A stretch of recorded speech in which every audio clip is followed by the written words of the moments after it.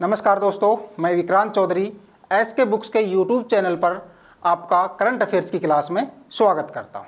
दोस्तों, हर बार की तरह सबसे पहले हम सारणी पर नज़र डालेंगे, किस फील्ड से कितने क्वेश्चंस लिए गए हैं। उसके बाद हम 1 बाय 1 क्वेश्चन को डिटेल में देखेंगे।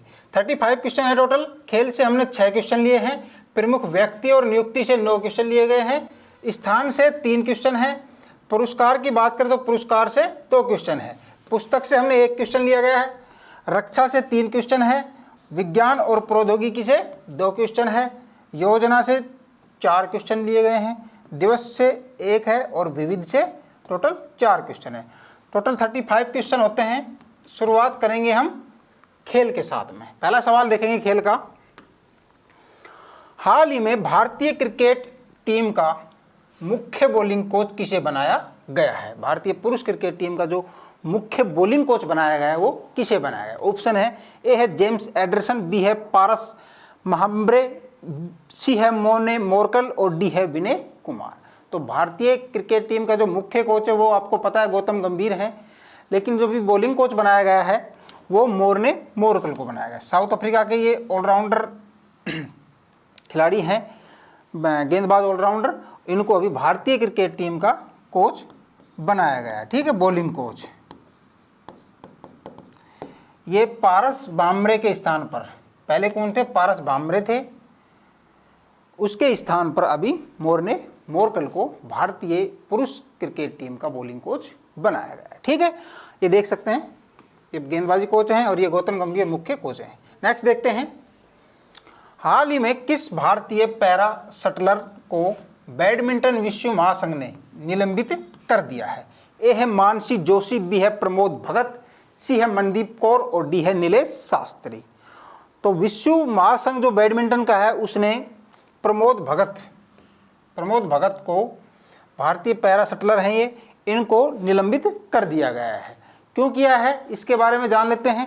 पैरा शटलर प्रमोद भगत को डोपिंग रोधी नियमों के उल्लंघन के लिए 18 महीने की अवधि के लिए निलंबित कर दिया है। डोपिंग टेस्ट वगैरह होता है, उसका उन्होंने रूल फॉलो नहीं किया था, इस वजह से बैडमिंटन विश्व महासंघ ने इनको निलंबित कर दिया है। और अभी ये जो पेरिस में जो पैरा ओलंपिक होने वाले हैं 2024 में, अभी उसमें ये हिस्सा नहीं लेंगे। और जो टोक्यो 2020 में ओलंपिक हुए थे पैरा ओलंपिक, उसमें इन्होंने गोल्ड मेडल भी जीता था। ठीक है, तो बहुत अच्छी खबर नहीं इंडिया के लिए। नेक्स्ट देखते हैं,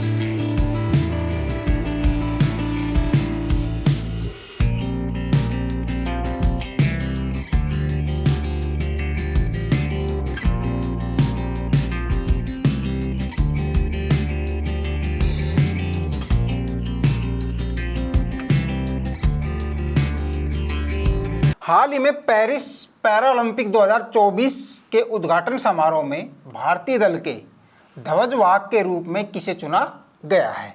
ए है भाग्यश्री जाधव, बी है सुमित अंतिल, सी है ए और बी दोनों और डी है कोई नहीं। तो भारतीय ध्वजवाहक जो होंगे पैरा ओलंपिक में पेरिस में, वो भाग्यश्री जाधव और सुमित अंतिल, यानी कि दोनों को बनाया गया है, पुरुष और महिलाओं को। ठीक है, पैरा ओलंपिक की जो डेट फिक्स की गई है वो 28 अगस्त से 8 सितंबर तक कहाँ होंगे? पेरिस में होंगे। यानी कि पेरिस में जो अभी ओलंपिक समाप्त हुए थे, अभी पैरा ओलंपिक जो होंगे वो 28 अगस्त से 8 सितंबर तक चलने वाले। ठीक है, सुमित अंतिल की बात करें तो ये भाला फेंक में F64 श्रेणी में ये पार्टिसिपेट करते हैं, और भाग्यश्री जाधव की बात करें तो ये शॉर्ट पुट में है और ये F34 श्रेणी में भारतीय दल के ध्वजवाहक होने वाले हैं। ठीक है, तो भारतीय पैरा ओलंपिक जो पेरिस में होंगे उसमें जो ध्वजवाहक होंगे वो भाग्यश्री यादव और सुमित अंतिल होने वाले हैं। क्लियर। आगे देखते हैं, हाल ही में अंतर्राष्ट्रीय पृथ्वी विज्ञान ओलंपियाड में भारत ने कुल कितने पदक जीते हैं? ए है 6, बी है 7, सी है डी और सी है 8 और डी है 9। तो अंतर्राष्ट्रीय पृथ्वी विज्ञान ओलंपियाड जो था ये 17वें नंबर का था। ठीक है, 17वां संस्करण था और इसमें जो भारत ने टोटल मेडल जीते हैं वो कितने जीते हैं? 8 जीते हैं। ठीक है, कहाँ आयोजित किया था? बीजिंग में किया गया था 8 से 16 अगस्त के बीच में। और इसमें भारतीय जो दल में 3 गोल्ड मेडल, कितने? 3 गोल्ड मेडल, 2 सिल्वर मेडल और 3 ब्रॉन्ज मेडल के साथ टोटल 8 पदक भारतीय दल ने जीता है। किसमें? अंतर्राष्ट्रीय पृथ्वी विज्ञान ओलंपियाड में, जो कि 17वें नंबर का था और ये बीजिंग चाइना में हुआ था। ठीक है, आगे देखते हैं, हाल ही में हॉकी इंडिया ने कितने नंबर की जर्सी को रिटायर करने का फैसला किया है? ए है 14, बी है 7, सी है 12 है और डी है 16 है। तो 16 नंबर की जो जर्सी थी वो किसकी थी? श्रीजेश, गोलकीपर थे भारतीय हॉकी के। अभी इन्होंने ब्रॉन्ज मेडल भी जीता है भारतीय हॉकी टीम ने ओलंपिक में, तो ये इन्होंने भी रिटायरमेंट ले लिया है श्रीजेश ने। और इनकी जो जर्सी नंबर थी वो 16 थी और इनको अभी भारतीय हॉकी जो इंडिया है उन्होंने ये फैसला किया है कि इनकी जर्सी को रिटायर किया जाएगा। तो कितने नंबर की जर्सी थी इनकी? 16 नंबर की। ठीक है, आगे देखते हैं, हाल ही में T20 इंटरनेशनल में डेरियस विशर ने 1 ओवर में 39 रन बनाकर विश्व रिकॉर्ड तोड़ा है। वह किस देश के क्रिकेटर हैं? ए है वानअतु, बी है सामोआ, सी है ऑस्ट्रेलिया और डी है इंग्लैंड। यानी कि 1 ओवर में 39 रन, 39 रन बनाए हैं इन्होंने 1 ओवर में। वो कौन है? डेरियस विशर हैं, जो कि समोआ देश की तरफ से ये खेलते हैं। इन्होंने 1 ओवर में 39 रन बनाए हैं और ये जो मैच था वो वानुअतु और समोआ के बीच था, जिसमें डेरियस विशर ने 39 रन बनाए हैं और ये विश्व रिकॉर्ड है 1 ओवर में 39 रन बनाने का। ठीक है, आगे देखेंगे, प्रमुख व्यक्ति और नियुक्ति के क्वेश्चन। हाल ही में किस देश के प्रधानमंत्री का नाम क्या है? फूमियो किशिदा ने अपने पद से इस्तीफा देने की घोषणा की है। ए है जापान, बी है भूटान, सी है इटली और डी है ब्रिटेन। तो फूमियो किशिदा जो है वो जापान के प्राइम मिनिस्टर थे और इन्होंने भी घोषणा कर दी है कि मैं अपने पद से भी इस्तीफा देने वाला हूँ। ठीक है, तो ये है जापान के पीएम। हाल ही में भारत के अगले गृह सचिव के रूप में किसे नियुक्त किया गया है?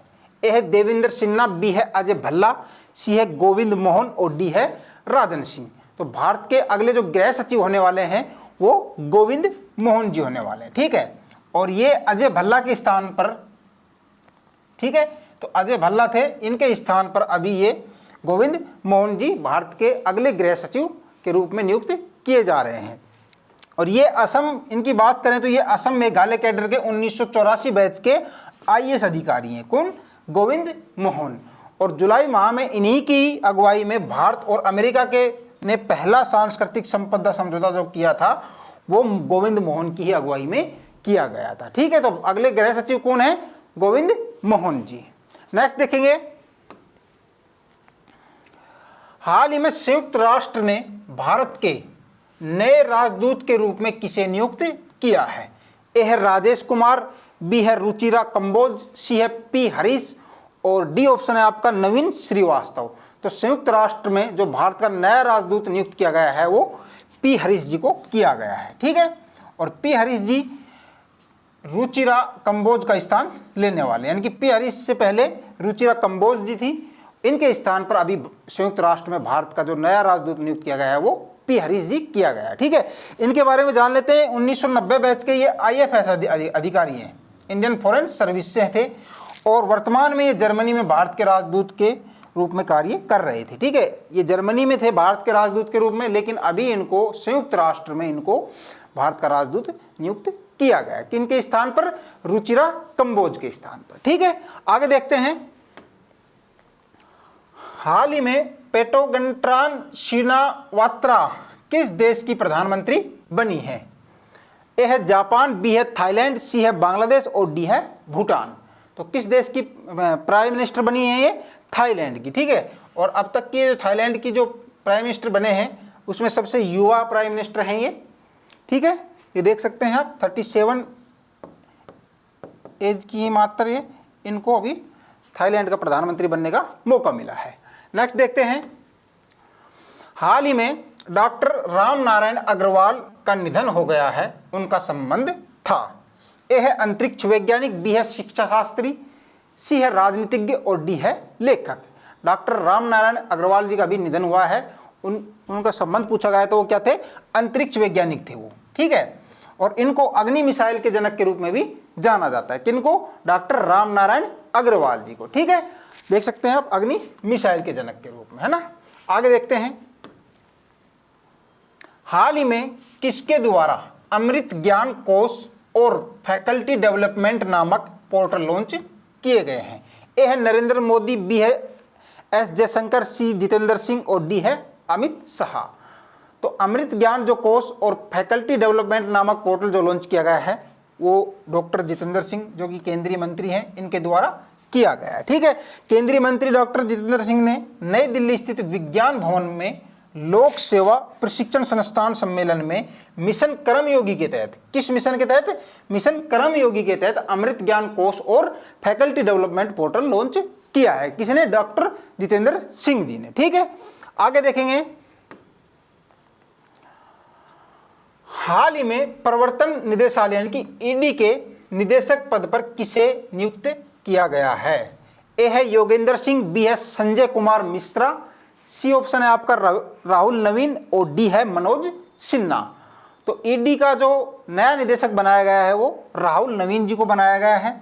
ठीक है, और ये संजय कुमार मिश्रा का स्थान लेंगे। तो पहले कौन थे ईडी के निदेशक? संजय कुमार मिश्रा थे, इनका कार्यकाल पूरा हो गया है। अब इनकी जगह राहुल नवीन जी हैं जो कि 1993 बैच के IRS अधिकारी हैं और ये वित्त मंत्री के सेक्रेटरी के तौर पर भी काम कर चुके हैं। तो राहुल नवीन जी जो होंगे वो ईडी के निदेशक होंगे। ठीक है, संजय कुमार मिश्रा के स्थान पर।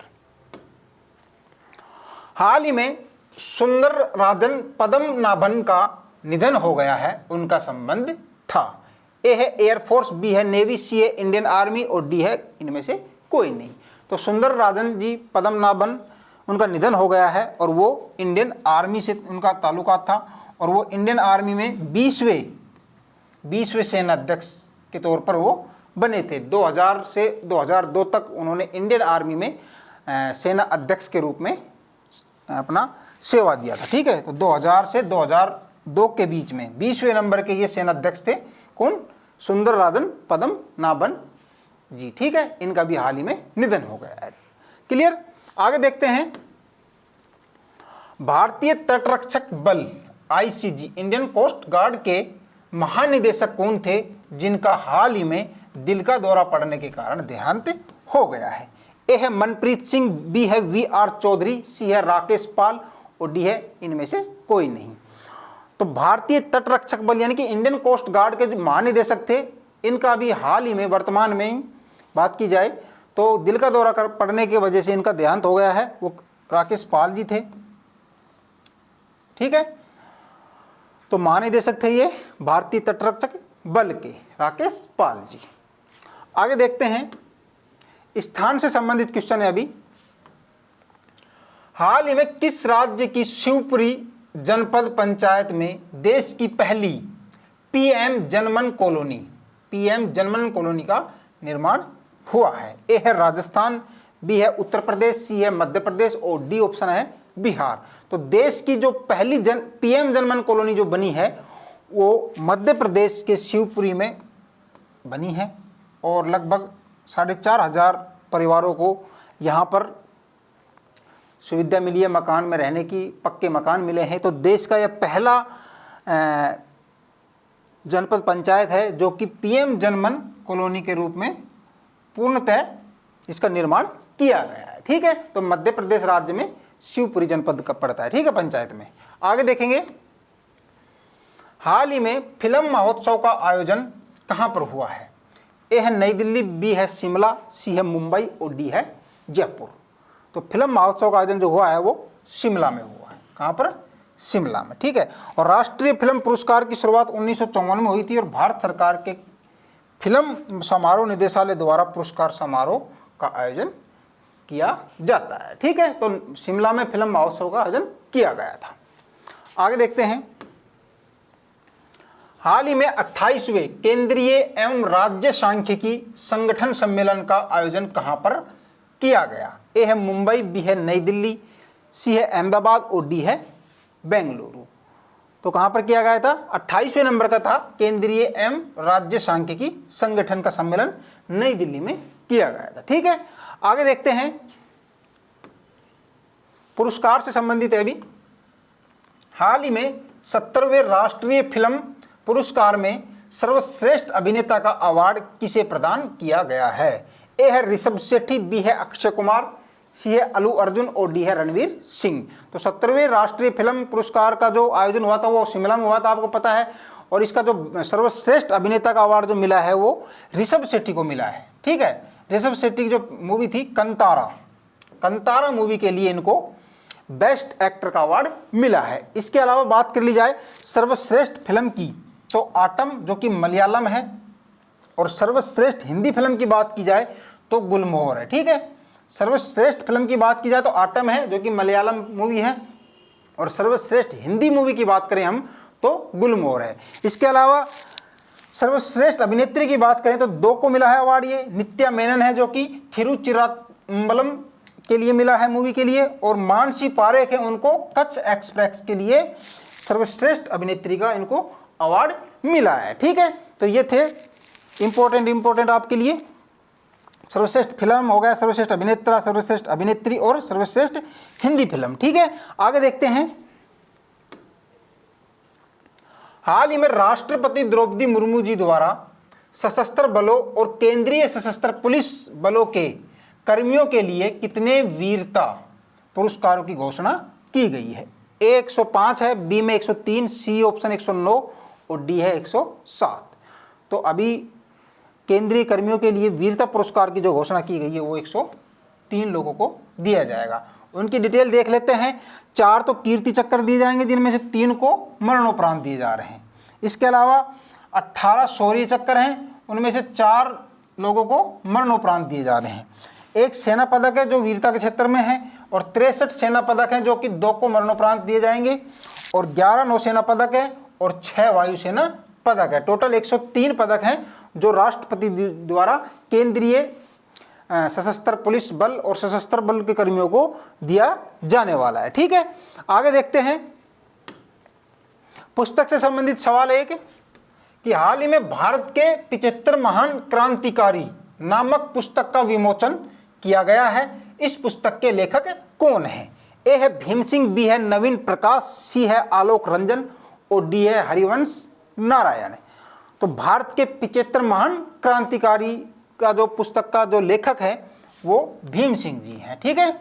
और इन्होंने इस पुस्तक में टोटल 75 जो क्रांतिकारी थे उनके बारे में चर्चा की है, ठीक है। आगे देखते हैं, रक्षा से संबंधित सवाल है अभी। हाल ही में लंबी दूरी तक मार करने वाली ग्लाइड बम फ्लाइट गौरव, क्या नाम है, गौरव का सफल परीक्षण किसने किया है? ए है रक्षा अनुसंधान एवं विकास संगठन यानी कि DRDO, बी है भारत डायनेमिक्स लिमिटेड, सी है सिका इंटरप्लांट सिस्टम लिमिटेड और डी है हिंदुस्तान एरोनॉटिक्स लिमिटेड। तो गौरव जो है वो लंबी दूरी तक मार करने वाली ग्लाइड बम फ्लाइट है, और इसका जो परीक्षण किया गया है वो रक्षा अनुसंधान एवं विकास संगठन यानी कि DRDO द्वारा किया गया है। इसका परीक्षण ओडिशा तट पर भारतीय वायुसेना के Su-30 MKI लड़ाकू विमान से इसका सफल परीक्षण किया गया है, ठीक है। तो विमान का नाम भी पूछ लिया जाता है एग्जाम में, Su-30 MKI, ठीक है। ये लड़ाकू विमान था, इसके द्वारा ओडिशा तट पर इसका सफल परीक्षण किया गया है, ठीक है। आगे देखते हैं, हाल ही में तरंग शक्ति अभ्यास का दूसरा चरण कहां किए जाने की घोषणा की गई है? पहला चरण संपन्न हो चुका है, दूसरे चरण की घोषणा हो गई है। ए है जोधपुर, बी है जैसलमेर, सी है लद्दाख और डी है विशाखापट्टनम। तो कहाँ होगा? जोधपुर में। कहाँ पड़ता है जोधपुर? राजस्थान में पड़ता है। ठीक है, बॉर्डर एरिया है, के पास में ही है, पाकिस्तान के बॉर्डर तो नहीं लगता है इसका, लेकिन टच में है राजस्थान में। तो वहाँ पर ही इसका परीक्षण के अभ्यास होगा। तरंग शक्ति अभ्यास का दूसरा चरण 1 से 14 सितंबर तक जोधपुर में आयोजित होगा। इस अभ्यास में 18 देश हिस्सा लेंगे, जिनमें से 10 देशों के पास एयर एसेट्स होंगे, यानी कि 10 देशों के पास इनके प्लेन होंगे, और टोटल जो देश इसमें पार्टिसिपेट करने वाले हैं वो 18 देश करने वाले हैं। और जोधपुर है, राजस्थान में पड़ता है, पाकिस्तान के पास में पड़ता है ये, लेकिन पाकिस्तान से इसकी जो सीमा है वो टच नहीं करती है। ठीक है, तो जोधपुर आपका इसमें राइट आंसर होगा। आगे देखते हैं, हाल ही में स्वदेशी man portable anti tank guided missile MPATGM हथियार प्रणाली का सफल परीक्षण कहां किया गया है? ठीक है, सफल परीक्षण है, गाइडेड है ना, थोड़ा मिस हो गया था ये। तो ए है चांदीपुर, बी है पोखरण, सी है तिरुवनंतपुरम और डी है बीकानेर। तो स्वदेशी man portable anti tank guided missile है, जिसका नाम है MPATGM शॉर्ट में, उसका जो सफल परीक्षण किया गया है वो कहाँ किया गया है? पोखरण में। और ये कहाँ पड़ता है? राजस्थान में पड़ता है। ठीक है, और ये देख सकते हैं आप, इसका सफल परीक्षण किया गया है। ठीक है, आगे देखते हैं विज्ञान और प्रौद्योगिकी के क्वेश्चन। हाल ही में WHO द्वारा ग्लोबल पब्लिक हेल्थ इमरजेंसी घोषित किया गया है। ए है कोरोना वायरस को, बी है मंकी पॉक्स को, सी है इबोला वायरस और डी है डेंगू। तो WHO ने भी ग्लोबल पब्लिक हेल्थ इमरजेंसी घोषित किया है, वो किसे किया गया है? मंकी पॉक्स को। ठीक है, इसका मतलब लक्षण जो होते हैं वो मोटे मोटे दाने निकल जाते हैं, शरीर में फुंसी हो जाती है, और भारत में भी इसका लक्षण नहीं मिले हैं। कांगो जो देश है साउथ अफ्रीका के साइड में, उस साइड में इसके काफ़ी पेशेंट देखने को मिले हैं। ठीक है, तो मंकी पॉक्स के लिए WHO ने ग्लोबल पब्लिक हेल्थ इमरजेंसी घोषित किया है। आगे देखते हैं, हाल ही में कहां से देश के सबसे छोटे रॉकेट SSLV-D3 से अर्थ ऑर्बिटेशन सैटेलाइट 8 EOS-08 ये नाम है ना, को सफल परीक्षण किया गया है? ए है श्रीहरिकोटा, बी है चांदीपुर, सी है तिरुवनंतपुरम और डी है इनमें से कोई नहीं। तो कहां से किया गया है? श्रीहरिकोटा से। ठीक है, ये देख सकते हैं आप, इसके बारे में डिटेल है, ये आप देख सकते हैं। 4000 GB डाटा स्टोरेज की क्षमता, इसमें लचीला और सोलर पैनल है, नैनो स्टोर सेंसर है। ठीक है, इसमें आगे देखेंगे, योजना से संबंधित सवाल है अभी। हाल ही में चर्चा में रही नलगंगा वेनगंगा नदी जोड़ो परियोजना का संबंध किस राज्य से है? नलगंगा वेनगंगा नदी जोड़ो परियोजना। ए है कर्नाटक, बी है बिहार, सी है महाराष्ट्र और डी है केरल। तो किससे है? महाराष्ट्र से। ठीक है, हाल ही में हर घर घर गृहिणी योजना किस राज्य में प्रारंभ की है? ए है राजस्थान, बी है पंजाब, सी गुजरात है और डी है हरियाणा। तो कहां की है?